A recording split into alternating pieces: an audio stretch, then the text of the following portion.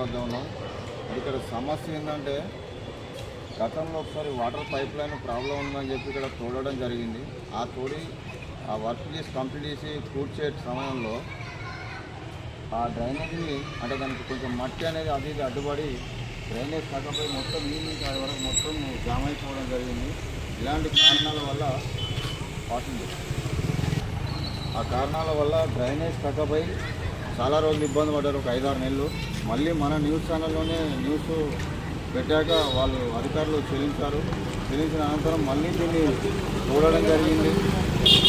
ఆ తోడి కూడా ఇప్పుడు 15 రోజులు గడుస్తుంది, ఇంతవరకు పూర్తిగానే జరగలేదు.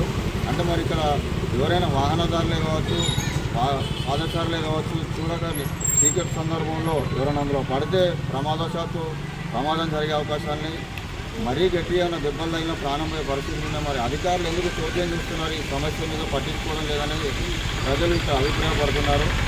ఇక్కడ ప్రజల ఇబ్బందులు అధికారులకు కానీ ఇటు ప్రజాప్రతినిధులకు కానీ పట్టింపు లేదా అంటే కేవలం ఎలక్షన్లు వచ్చినప్పుడు ఊర్లు అడగడానికి మాత్రమే తప్ప కానీ ప్రజా సమస్యలను పట్టించుకునే నాయకులు లేరా అనే పరిస్థితిలో ఉన్నారు. ఎవరిని అడగాలి, ఎవరిని అడిగినా ఎవరు పరిష్కరించే దిశగా మాకేం చెప్పట్లేదని చెప్పి ప్రజలు కూడా ఇబ్బందులకు గురవుతున్నారు. ఎందుకంటే ఈ చలికాలం దోమలు విపరీతం అయిపోయినాయి.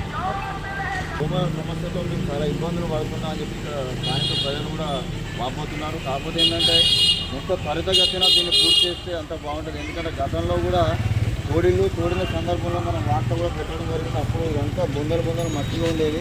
తర్వాత ఒక 4 రోజులకు దీని మీద కొంచెం కంకర చేసి కానీ సీసీ కూడా మర్చిపోయారు. అదేవిధంగా ఇప్పుడు కూడా త్వరితగతిన దీనికి పూర్తి చేసి దీన్ని కూడా సీసీ చేయడమా గాలి వేసి దీనికి ఒక మోరింగ్ కరెక్ట్గా ఏర్పాటు చేస్తే బాగుంటుందని చెప్పి స్థానికులు తెలుపుతున్నారు.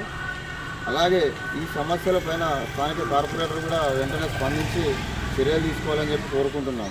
ప్రతి క్షణం ప్రజల పక్షాన ఉండే స్టార్ న్యూస్ మీ సమస్య మా పరిష్కారంగా ప్రజల వెంటే ఉంటుంది.